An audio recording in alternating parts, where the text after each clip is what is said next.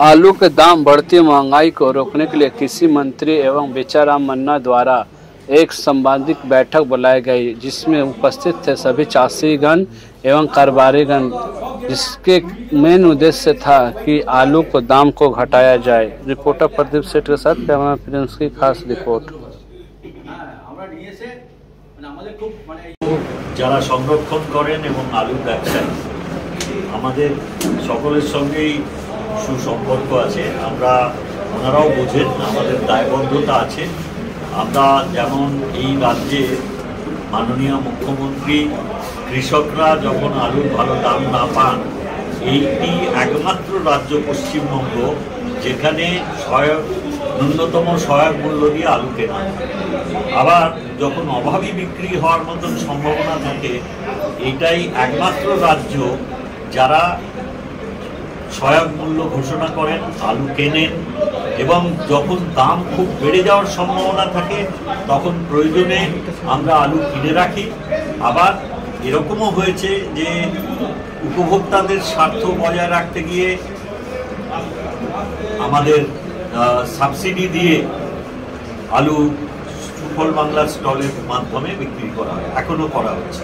সেই জন্যে আমরা ভারতবর্ষের দ্বিতীয় স্থানে আছি আলু উৎপাদনে। প্রয়োজনের তুলনায় অনেক বেশি আমরা উৎপাদন করি। সেই রাজ্যের মানুষকে অহেতুক অনেক বেশি দাম দিয়ে যদি আলু কিনতে হয়, সেটা অত্যন্ত অন্যায়।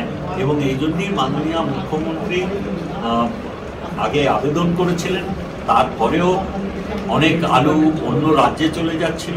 দাম নিয়ন্ত্রণ করার জন্য তার উপরে কিছু বাধা নিষেধ আরোপ করে দাম নিয়ন্ত্রণে আনার চেষ্টা হচ্ছে। আমরা চাইছি যাতে উপভোক্তারা 30 টাকার কেজি দরের থেকে কম দামে আলু পান বাজারে, এবং সেই জন্যেই ওনাদের সহায়তা চাইতে আজকে এসেছিলাম। ওনাদের সঙ্গে কথা হলো। আমাদের কৃষি বিপণন মাননীয় কৃষি বিপণন মন্ত্রী বেচারাম মান্না মহাশয় ছিলেন এই আলোচনার ভেতরে উপস্থিত। ওদেরও কিছু কিছু অসুবিধা আছে, সেগুলো বললেন, এবং ওনারা কথা দিয়েছেন যে পাইকারি বাজারে যাতে 25 টাকা কেজি দরে এইখানে আলু পাওয়া যায় তার ব্যবস্থা ওনারা করবেন কোল্ড স্টোরেজ শেড থেকে।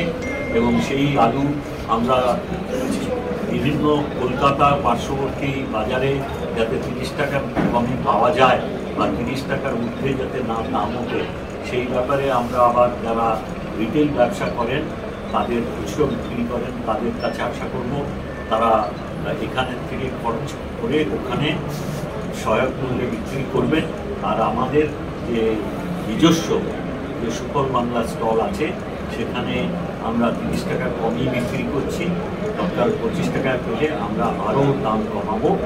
এবং সাধারণ মানুষের কাছে যারা উপভোক্তা, তাদের কাছে অনুরোধ থাকবে, কোথাও বেশি দাম পেলে আমাদের দাম যদি দিতে হয় আমাদের জানাবেন।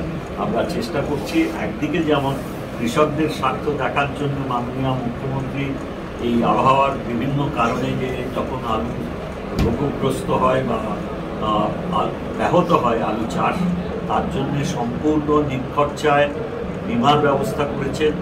কৃষক বন্ধুর মাধ্যমে সহায়তা করেন, নগদ দিয়ে আলুর অভাবে বিক্রি হলে কিনে নেওয়ার ব্যবস্থা করেন সহায়ক মূল্যে। আবার খুব বেশি দাম যখন উঠে তখন এই রাজ্যেই একমাত্র আলু কিনে নিয়ে সরবরাহ করার ব্যবস্থা করেন, কিংবা সরকার নিয়ন্ত্রিত দামে সুফল বাংলার মাধ্যমে উপভোক্তাদের কাছে পৌঁছে দেন। আজকে আমরা যারা সংরক্ষণ করেন, কোল্ড স্টোরেজের মালিকের সংগঠন এবং আলুর ব্যবসায়ী যারা সংগঠন আছেন, তাদের সঙ্গে এই নিয়ে আলোচনা হলো যাতে আমরা এই বছরে রাজ্যের মানুষের আলুর প্রয়োজনীয়তায় কোনো ঘাটতি না হয় এবং দাম যাতে খুচরো বাজারে 30 টাকার ঊর্ধ্বে না ওঠে, তার জন্যই আমরা সচেষ্ট। আমরা চেষ্টা করছি। ওনাদের যা খরচা সেই সব নিয়ে ওনারা বোঝাচ্ছিলেন, আমরা এই নিয়ে আলোচনা করলাম। খুব সৌহার্দ্যপূর্ণ পরিস্থিতিতে আলোচনা শেষ হয়েছে, ওনারা লিখিতভাবে দিচ্ছেন। আচ্ছা, বলছি যে ভিন রাজ্যে কি আলু কি যাচ্ছে? আপাতত যাচ্ছে না। ওনারা চাইছেন যাতে যেটা বাড়তি আলু আছে সেটা যাতে বাইরে যেতে পারে, সেই জন্য ওনারা আবেদন করছেন। আমরা এই ব্যাপারে পর্যবেক্ষণ করব এবং সুনিশ্চিত করি আমরা এই ব্যাপারে মাননীয় মুখ্যমন্ত্রীর কাছে আমরা সব আজকের যে আলোচনা হলো তার বিস্তারিত সংবাদ দিয়ে আমরা সিদ্ধান্ত